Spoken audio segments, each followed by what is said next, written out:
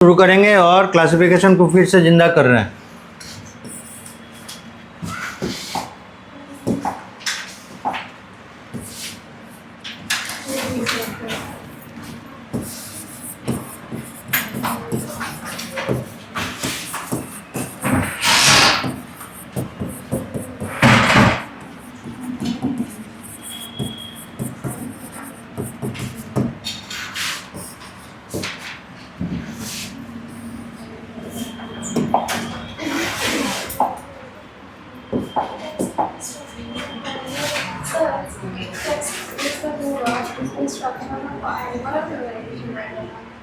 हाँ, animal tissue रहेगा और एनिमल टिश्यू फ्रॉग हम लोग नहीं पढ़े हैं, इसलिए बोले ना जो स्ट्रक्चरल ऑर्गेनाइजेशन ऑफ एनिमल्स उसको दो पार्ट में बांट दिए। एक पार्ट में टिश्यू रहेगा, दूसरे पार्ट में फ्रॉग। तो हम लोग पहले पार्ट को जो बुक से डिलीट किया है लेकिन उसका रेलिवेंस है, जगह जगह पे आपको मिलेगा, इसलिए पहला पार्ट और ज़्यादा करके एनाटॉमी ऑफ फ्लावरिंग प्लांट्स रहेगा। ये हाँ ठीक, एनाटॉमी ऑफ फ्लावरिंग प्लांट्स।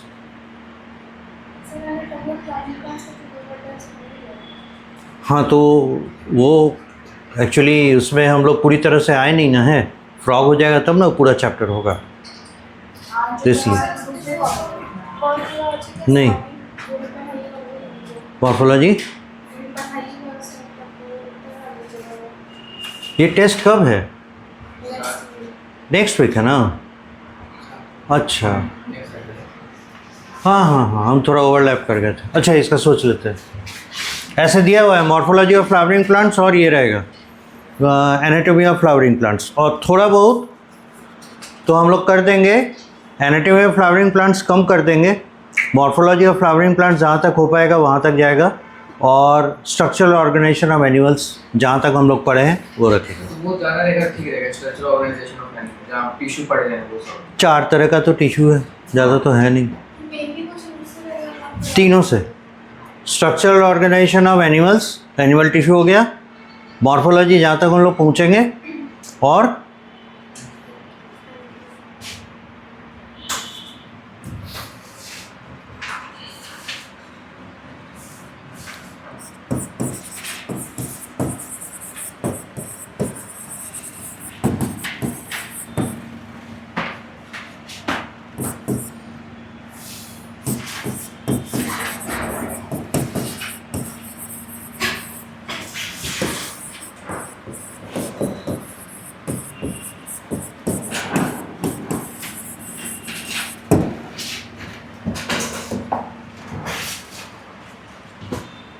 देखिए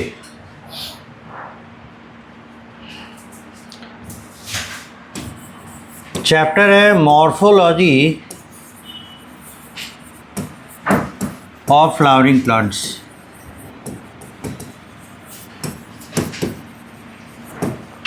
जैसे ही फ्लावरिंग प्लांट बोला, कौन से टाइप के प्लांट किंगडम के सदस्य हमारे नज़र में आने चाहिए? एंजियोस्पर्म्स,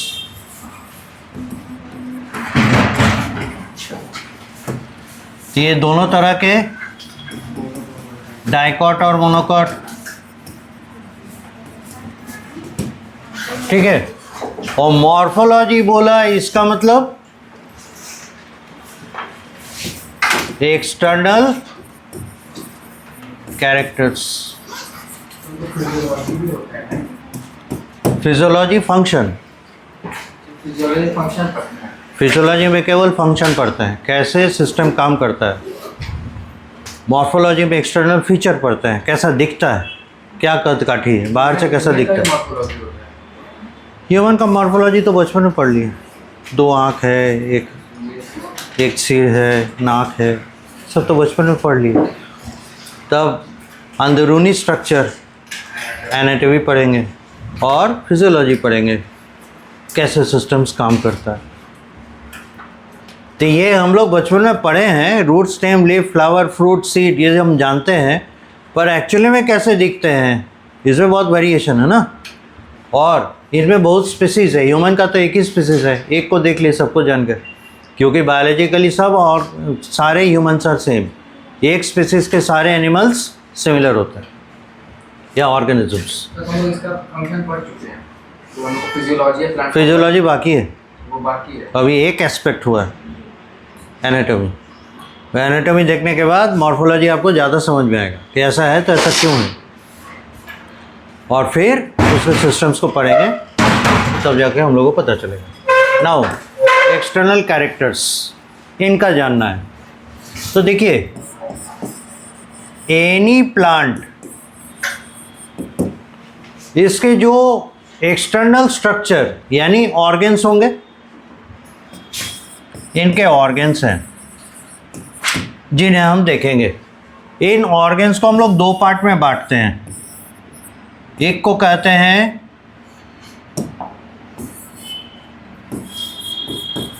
रिप्रोडक्टिव ऑर्गन्स या ऑर्गन, और दूसरे को कहते हैं नॉन रिप्रोडक्टिव ऑर्गन।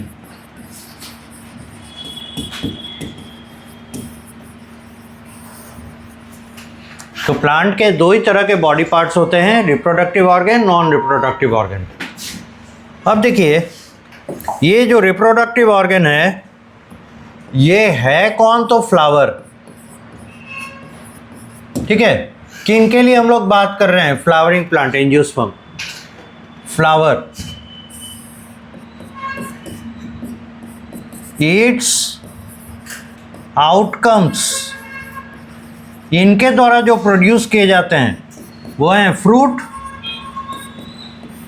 और प्रोड्यूस किए जाते हैं सीड। तो ये अलग से कुछ नहीं है, फ्लावर के आउटपुट है, राइट। नॉन रिप्रोडक्टिव पार्ट, इसका दूसरा नाम है वेजिटेटिव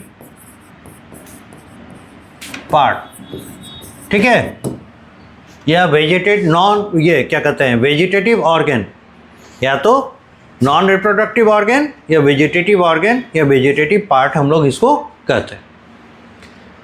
ये जो वेजिटेटिव पार्ट हुआ, इसके अंतर्गत आता है रूट, स्टेम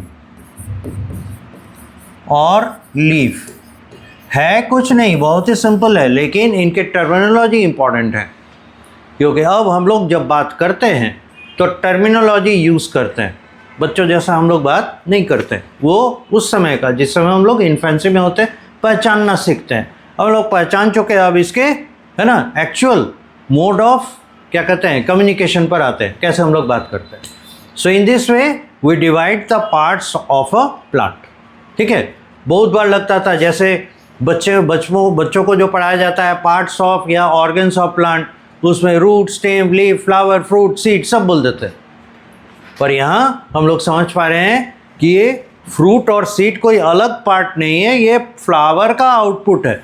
अगर फ्लावर नहीं होगा तो ये भी नहीं होंगे, राइट। जैसे क्रिसमस ट्री, फ्लावर होता है क्या? देखें कभी? कभी नहीं होता। तो उसमें सीड तो होगा, फ्रूट नहीं होगा, क्योंकि वो फ्रूटलेस प्लांट है, वो जिम्नोस्पर्म है। एक क्वेश्चन भी दिए थे आप लोग। एनीवे, इतना नोट कीजिए।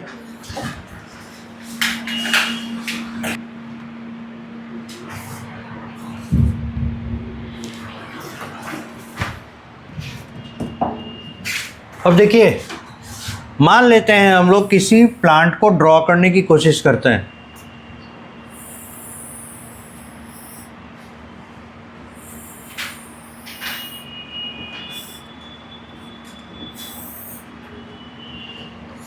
अगर ये ग्राउंड है तो पहला रूट जो दिख रहा है ये हो जाएगा प्राइमरी रूट।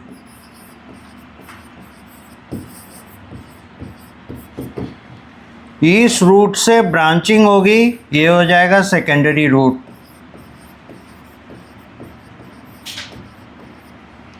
फर्दर इससे ब्रांचिंग हो जाएगा, ये हो जाएगा टर्शियरी रूट।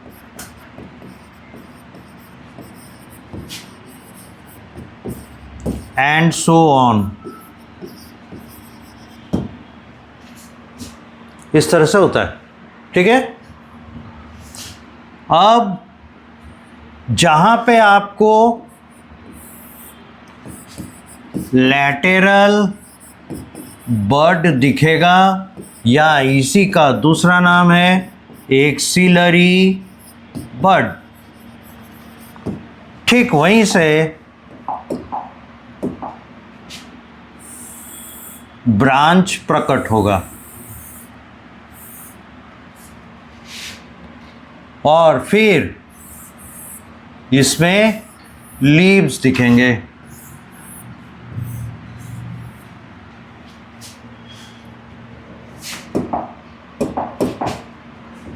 तो और भी कई जगह होंगे।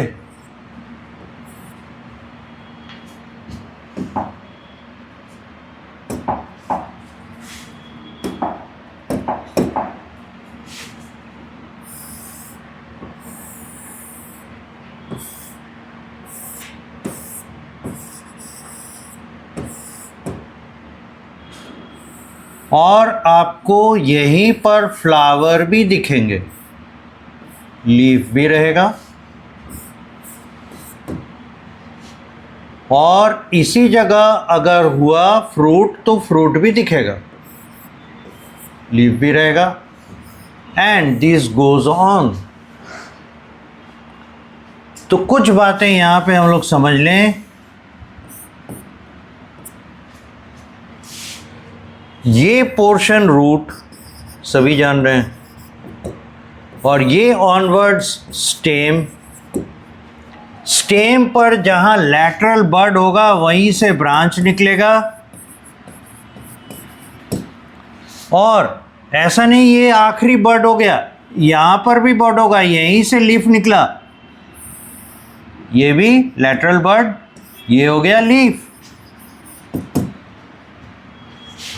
तो यहां पर भी हमको लैटरल बड मिलेगा। और एक चीज देखिए, ये भी लैटरल बड, और यहां से निकले हैं फ्लावर, ये फ्रूट, और ये लीफ, ये लीफ, ये हो गया स्टेम एपेक्स, ये पोर्शन, ये तो ब्रांच जा रहा है। और इस स्टेम एपेक्स पे आपको बैठा हुआ दिखेगा एपिकल बर्ड।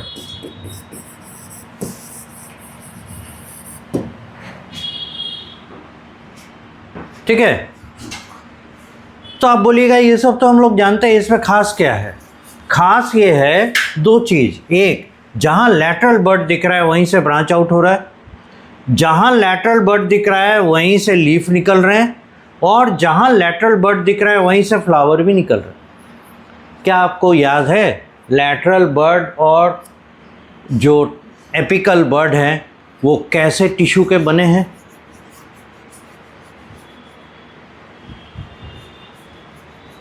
इसी दिन के लिए टिश्यू पढ़ाए थे, भूलिएगा तो काम नहीं चलेगा। मेरिस्टेमेटिक टिश्यू होगा। कैसा मेरिस्टेम? प्राइमरी की secondary? Primary meristem. Primary meristem के दो टाइप्स थे, याद हैं कौन कौन? हाँ, एपिकल और इंटरकैलरी। ठीक तो बोले, हम ऐसे आँख घुमाएंगे तो आप कंफ्यूज हो जाइएगा, कॉन्फिडेंस रखिए, सही बोले। तो यहाँ एपिकल या इंटरकैलरी में से कौन रहा होगा, कौन बैठा हुआ है? वन मैन शो नहीं होना चाहिए, सब जवाब अपने ही देंगे। बाकी लोग क्या कर रहे हैं? मूक दर्शक नहीं बनना है, जवाब देना है, सबको पार्टिसिपेट करना है। पढ़े तो सभी है ना, फिर बाकी क्यों नहीं बोल रहे हैं? यह कौन सा मेरिस्टेम होगा? Apical meristem. एपिकल मेरिस्टेम यहाँ पर होगा लैटरल बड में, तो फिर यहाँ पर कौन होगा? वही है ना। तो फिर ये वाला इंटरकैलरी। इंटरकैलरी मेरिस्टेम कैसे बनता है? भूलिएगा तो काम नहीं चलेगा, सब बताए हैं, इसलिए उस चैप्टर को तो भूलने नहीं देंगे, और ये हर वक्त वो याद दिलाएगा। उसी का आउटकम है ये, जिसका टिश्यू होगा वही ना ऑर्गन दिखाएगा। टिश्यू सिस्टम है तो ऑर्गन तो दिखाएगा, दिखा रहा है। बोलिए कैसे बनता है इंटरकैलरी? इसीलिए उस चैप्टर को टेस्ट में रखना इतना ज़रूरी है। Out of sight out of mind वाला हिसाब किताब मत रखिए, नहीं देख रहे हैं तो भूल गए, बहुत गड़बड़ हो जाएगा। बहुत मुश्किल से आप लोग पढ़े हैं।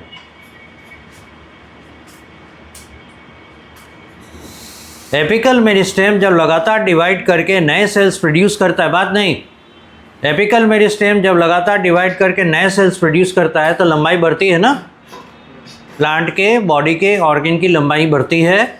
उसी दौरान क्या होता है कि कुछ सेल डिवाइड करना या उनका डिवाइडिंग रेट स्लो होता है, इसलिए वो उतनी तेज़ी से डिवाइड नहीं कर पाते जितना दूसरे सेल्स कर रहे हैं, तो पीछे छूट जाते हैं।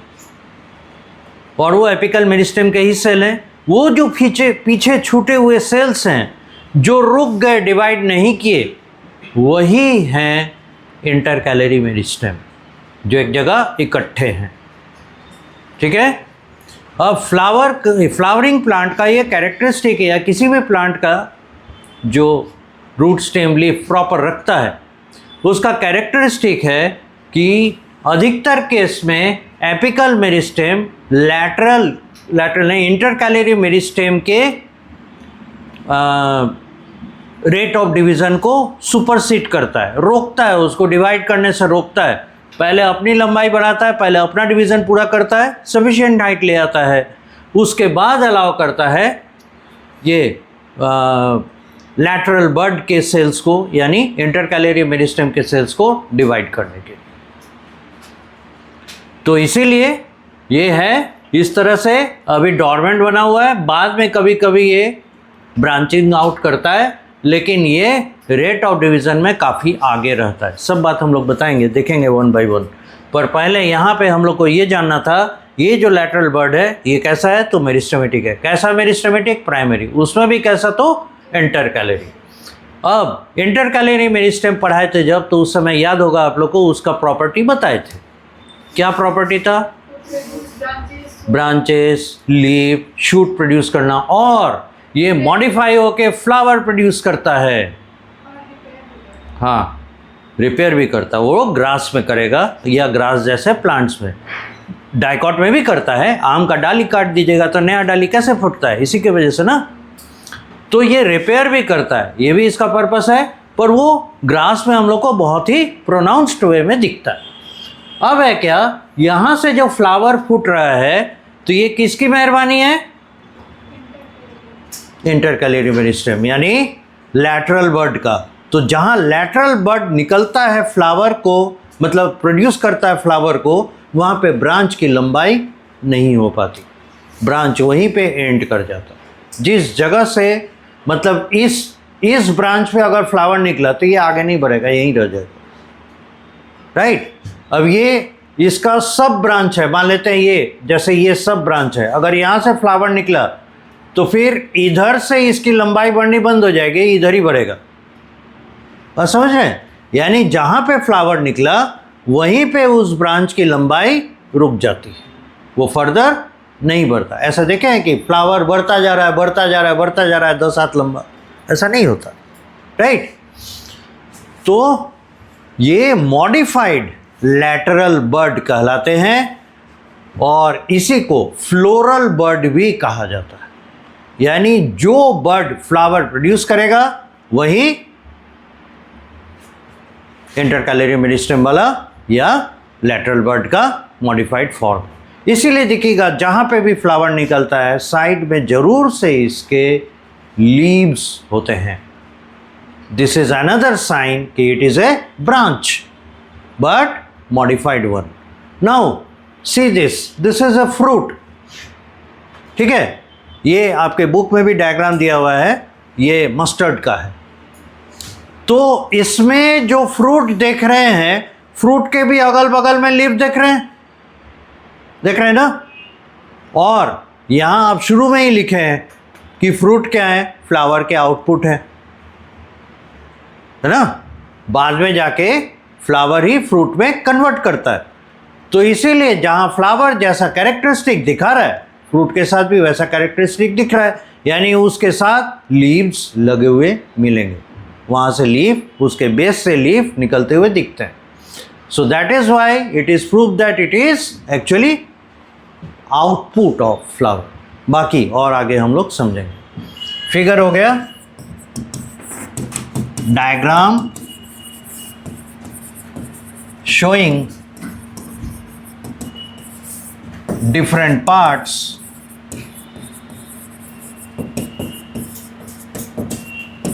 of a flowering plant, for example mustard। पूरा कीजिए, फिर इसको थोड़ा डिस्कस करेंगे। ऑलमोस्ट हो गया सभी का, बाकी पूरा कीजिए। अब एक चीज़ और यहाँ देखिए, वो पोर्शन जहाँ से ब्रांच निकलता है उसको हम लोग कहते हैं नोड। ठीक है, तो यहाँ से ब्रांच निकला है तो ये भी नोड कहलाएगा। निकला है ना इस जगह को भी नोड कहेंगे। और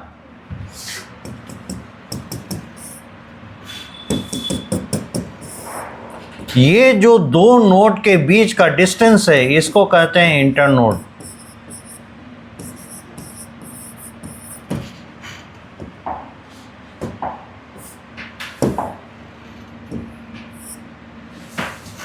दो नोड के बीच के डिस्टेंस को हम लोग इंटरनोड कहते हैं। जब प्लांट की लंबाई बढ़ती है तो दो तरीके से बढ़ती है, ये ध्यान दीजिएगा। एक, एपिकल बड नए सेल्स ऐड करेगा तो प्लांट की लंबाई बढ़ेगी। दूसरा, प्लांट के एग्जिस्टिंग सेल्स उनका जब साइज बढ़ेगा तो भी प्लांट की लंबाई बढ़ जाएगी। ठीक है, तो अगर एग्जिस्टिंग सेल्स अपना साइज बढ़ाते हैं तो आपको इंटरनोड का लेंथ बढ़ता हुआ दिखेगा। नोड अपना जगह नहीं चेंज करता, इंटरनोड बड़ा हो जाएगा। तो जब इंटरनोड बड़ा हो तो आप समझ लीजिएगा प्लांट के सेल्स साइज बढ़ा रहे हैं। और अगर एपिकल बड में है ना लेंथ इंक्रीमेंट होगा तो वो नए सेल्स ऐड कर रहे हैं। जनरली देखा जाता है एक स्टेज के बाद नए सेल्स को ऐड करने का रेट घटता है, थोड़ा समय के साथ धीरे धीरे घटता है। और उसका रीज़न है, आप सोचिए तो अगर ये time for uncountable, time for immemorial, अगर ये लगातार डिवाइड करता रहे उसी रफ्तार से जिस रफ्तार से वो सीड में से नया सीडलिंग प्रोड्यूस कर रहा था, अंकुरन जिसको कहते हैं, उसी रेट से अगर ये अपना लंबाई बढ़ाता रहता, नए सेल्स ऐड करता रहता, तो सभी प्लांट इतने लंबे हो जाते कि ऐसा करके भी देखते तो नहीं पता चलता कहाँ तक लंबा है। ऐसा होता ना। दूसरी चीज़ है, इतनी तेज़ी से अगर वो लंबाई बढ़ाएगा उसको अपनी चौड़ाई, अपना बेस भी बढ़ाना पड़ेगा उस रेट से, नहीं तो काफ़ी ज़्यादा लंबा होने के बाद ग्रेविटेशन फोर्स और विंड ब्लो के कारण वो फिर से टूट के गिर जाएगा। तो उसे ये सिमेट्री का भी ध्यान रखना है कि हम इतने लंबे ना हो जाएं कि ग्रेविटेशन पुल हमें उठाकर पटक दे, फिर जिंदा कैसे रहेगा। इसलिए लंबाई बढ़ाने से काम नहीं चलेगा, उस बढ़े हुए ग्रोथ को, उस बढ़े हुए लंबाई को एडजस्ट और एकोमोडेट भी करना रहता है। इसलिए उसे चौड़ाई बढ़ानी होगी, रूट्स बढ़ाने होंगे, तो पकड़ बनेगा, मजबूती आएगी, फिर लंबाई बढ़ सकती है। राइट। तो प्लांट बहुत ही साइंटिफिकली बढ़ता है, इसीलिए शुरुआती दौर में आपको एपिकल मेरिस्टेम में नंबर ऑफ सेल्स एडिशन काफ़ी तेज़ी से दिखेंगे। लेटर स्टेज में जब प्लांट काफ़ी बड़ा हो चुका है तो आपको साइज ऑफ द सेल्स वो थोड़ा बढ़ते हुए दिखेंगे और आपको ज़्यादातर दिखेगा उनके ब्रांचेस की लंबाई बढ़ रही है, हाइट कंपैरेटिवली कम बढ़ती। हो गया यहाँ तक। अब इनके बारे में कुछ इंपॉर्टेंट चीज़ें नोट करें। लिखिए, following are the vegetative parts dash देके पॉइंट नंबर 1 लिखिएगा, root. Following are the vegetative parts. First लिखिएगा रूट, इसमें लिखिएगा it provides anchorage, it provides anchorage and is present underground. It provides anchorage and is present underground. Point number 2, the stem.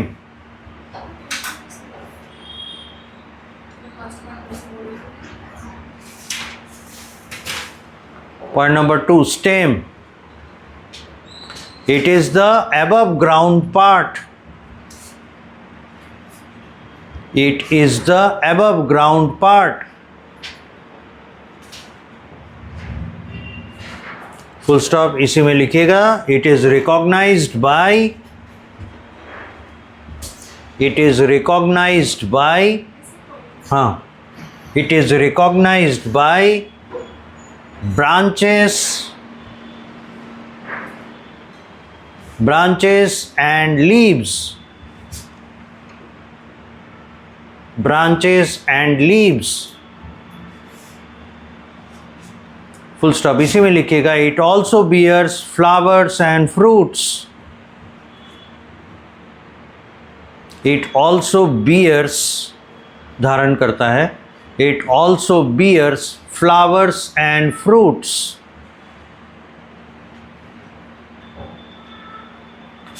Point number 3, branches come out from the stem. Branches, point number 3, branches come out from the stem. branches जहाँ लिखे उसको underline कर दीजिए.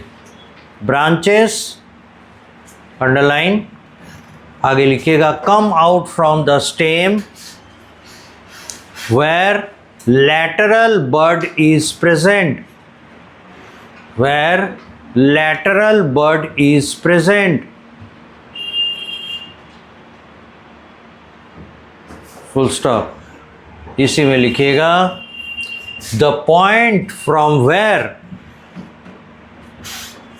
The point from where branches emerge, the point from where branches emerge is called node. NOD, capital N लिख दीजिएगा importance देने के लिए. is called node. full stop. space between two nodes, इसी में space between two nodes is called internode. space between two nodes is called internode. next point, leaves underline कर लीजिएगा. leaves underline, also come out,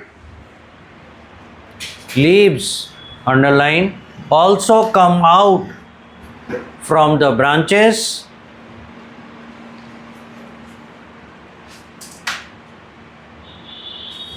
as well as stem, as well as stem.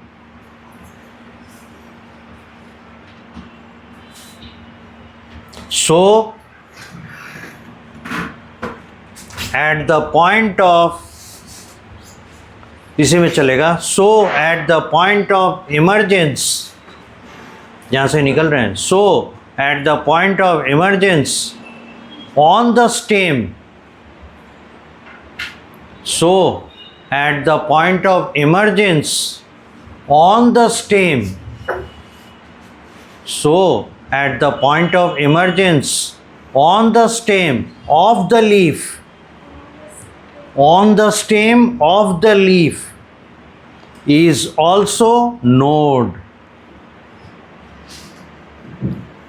जिस पेड़ में अभी नया नया पौधा है और उसमें अभी ब्रांच निकले नहीं है, लीव्स निकले, इसका मतलब हम क्या समझेंगे, नोड नहीं है। तो उस नोड की पहचान कैसे होगी, लीफ से। समझ में आ गया। तो स्टेम पर भी जहां से लीफ निकलेगा वहीं पर नोड है, ये बात भी ध्यान में रखिएगा। ओके, इट इज, इसी में चलेगा लीफ में, it is photosynthetic organ of A plant. It is photosynthetic organ of A plant. whereas, comma देके, whereas newer branches, whereas newer branches, नए नए जो ब्रांच निकल रहे हैं, newer branches and the, whereas newer branches and the green part of the stem, newer branches and the, जो छूट गया उसके लिए जगह छोड़ दीजिए और आगे बढ़ जाइए, नहीं तो आप हमेशा लैग कीजिएगा। Whereas newer branches and the stem which is green, अच्छा, तो green part of the stem, newer branches and the green part of the stem are also photosynthetic, are also photosynthetic, are also photosynthetic. Next point, flowers, flowers, underline, are the reproductive parts. Flowers, underline, are the reproductive parts of the plants.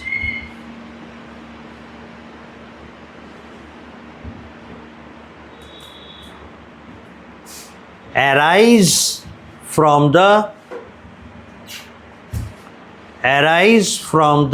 stem or branch, arise from the stem or branch,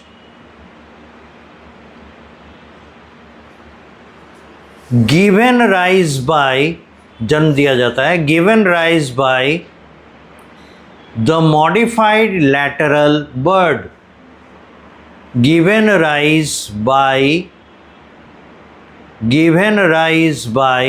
the modified lateral bud, the modified lateral bud, full stop. So इसी में चलेगा। So it is also called as, so it is also called as, हर एक statement को हम 3 बार repeat करेंगे इसलिए घबराइए नहीं। So it is also called as a modified branch, also called as a modified branch, full stop. But full stop के बाद इसी में चलेगा, but the length of the branch, but the length of the branch stops growing, but the length of the branch stops growing after flower emergence. Length of the branch stops growing after flower emergence, full stop. अगला point लिखिएगा, fruits and seeds, fruits and seeds are produced, fruits and seeds, उसको underline कर लीजिएगा, fruits and seeds are produced by the flower, fruits and seeds are produced by the flower after pollination. Fruits and seeds of the flower are produced by the flower, are produced by the flower after pollination. As such, जैसा कि as such seeds are covered by the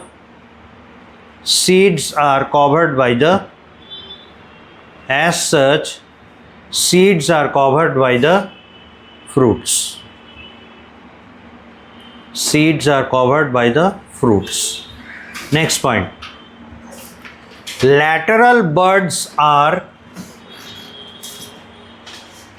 lateral bud underline कर दीजिएगा. Lateral buds are actually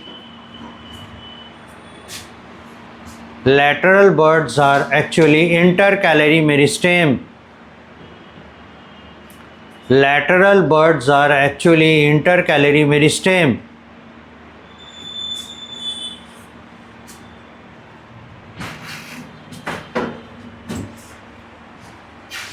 Whereas apical bud को underline कर दीजिए, इसी में चल रहा है जो. Whereas apical bud underline is apical meristem. Whereas apical bud is apical meristem. अभी नहीं निकल पाएगा, अंदर चला गया. Apical bud is apical meristem. The shoot apical meristem, इसी में चलेगा.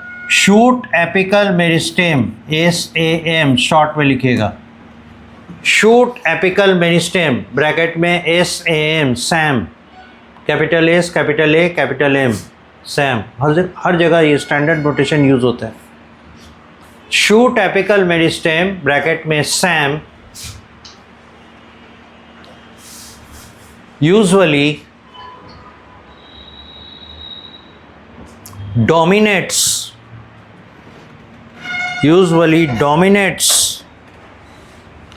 in cell division. Shoot apical meristem any SAM dominates usually in cell division. SAM usually dominates in cell division with respect to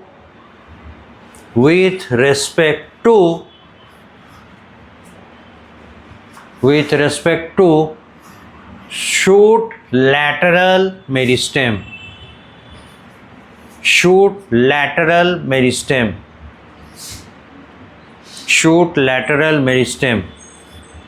So SAM, SAM inhibits, रोकता है. So SAM यानी SAM inhibits growth of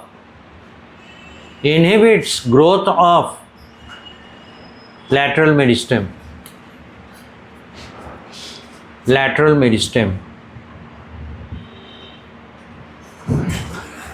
Inhibits growth of lateral meristem.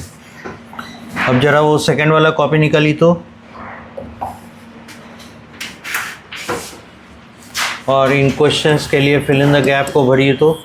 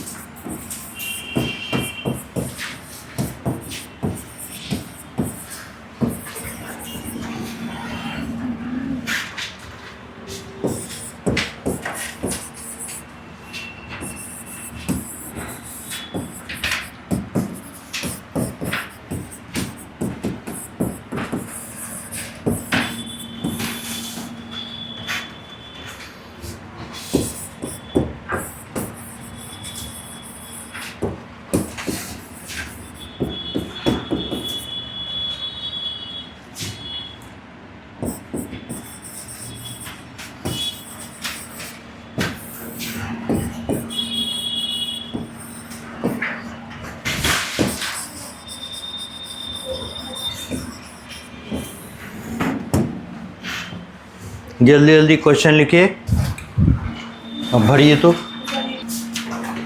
जरा हमको repeat करवाइए। Kingdom plenty चल रहा था ना?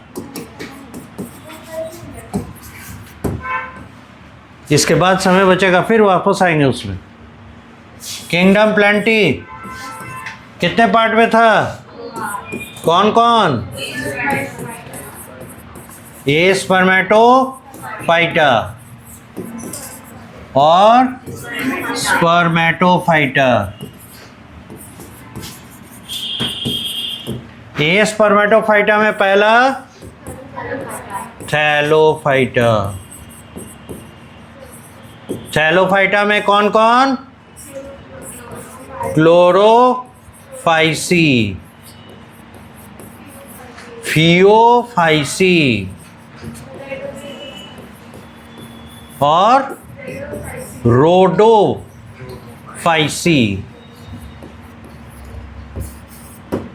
दूसरा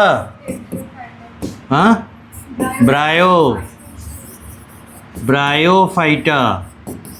इसको बांटते हैं, अब देखिए नया आ रहा है, इसको बांटते हैं दो पार्ट में। एक है लिवरवर्ट्स और दूसरा है मॉस। नोट कीजिए,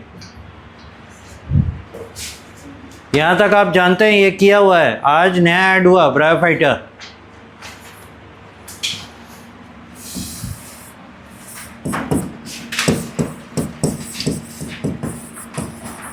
नेक्स्ट है टेरिडोफाइटा।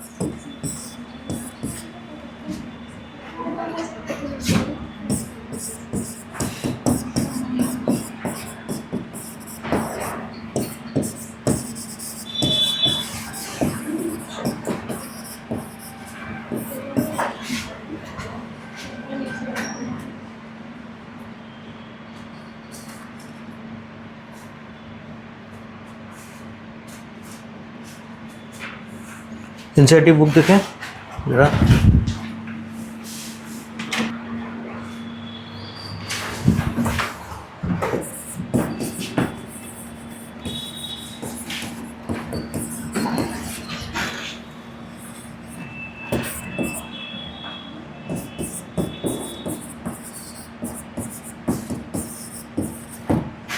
हो गया ब्रायोफाइटा का लिवरवर्ट एंड मॉस।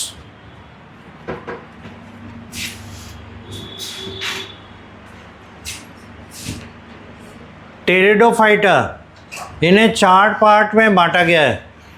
इसे पढ़ेंगे सीलोप्सीडा,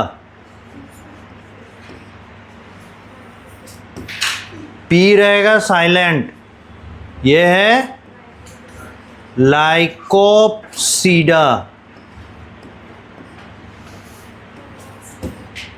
यह है स्फेनोप्सीडा,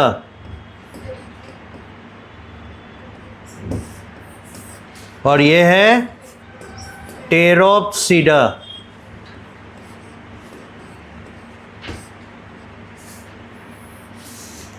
पौधा हाँ, सारा है।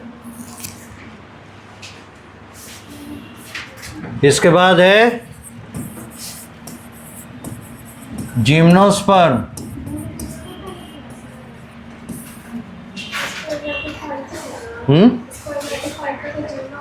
अभी कहाँ? ओ अच्छा अच्छा अच्छा, sorry.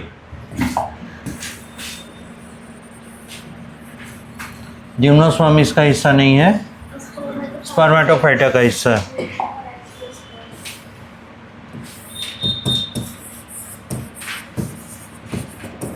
Gymnosperm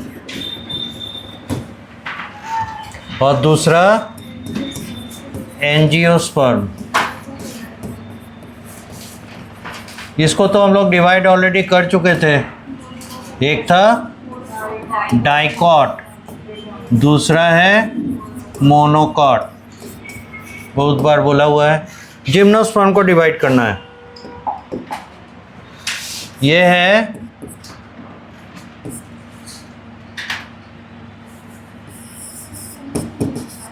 ginkgo, Pinus, cycas. पूरा कीजिए।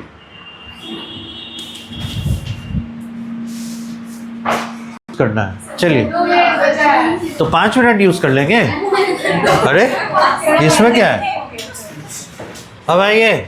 बहुत याद करना है सर। हाँ तो कीजिएगा, देखिए अभी क्लियर कर देते हैं। एनिमल किंगडम, इस एनिमल किंगडम में 11 फाइलम है। आज से फाइलम का नाम लिख रहे हैं, जल्दी। पॉरीफेरा, शुरू कीजिए जल्दी, टाइम जा रहा है। Phylum number 1, phylum number 2 coelenterata और नीडेरिया, इसी को कहते हैं। पॉरीफेरा और स्पॉन्जेस, जिनके दूसरे नाम हैं वो दूसरे नाम भी याद रखिएगा, पर प्राइमरी नेम, फर्स्ट नेम ज़्यादा इंपॉर्टेंट है, पहला वाला। इसी नाम से ज़्यादातर करके ये बोले जाते हैं। पर क्वेश्चन देते समय स्पॉन्जेस अगर बोल दे तो ये नहीं समझिएगा कि कुछ और है। These are porifers. Serial number 3 लिखते चलिए जल्दी। टीनोफोरा, पढ़ें कैसे? सी साइलेंट रहेगा, सी साइलेंट रहेगा, यहाँ भी सी साइलेंट है। इसका दूसरा नाम है कोम जेली।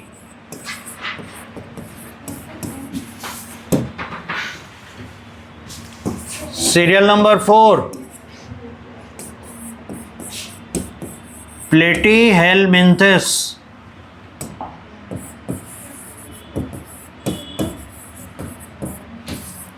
या इसी को फ्लैट वर्म्स कहते हैं।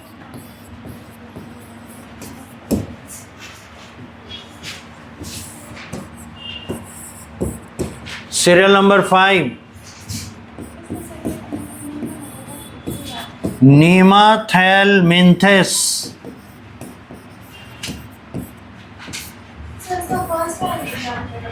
ये मेन है, इसे ये कॉमन नेम है, तो कॉमन नेम से काम नहीं चलता है, मेन नेम से काम चलता है।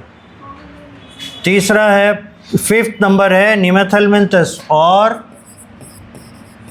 एस्केलमिंथस और नीमाटोडा। तो नीमाटोडा पहले बोला जाता था, अब नहीं चलता, नीमाथेलमिंथस या एस्केलमिंथस बोला जाता है। Serial number 6 Annelida,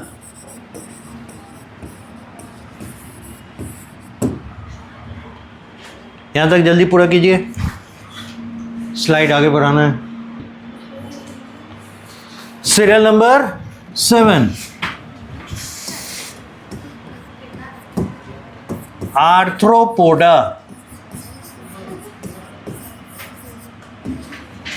serial number 8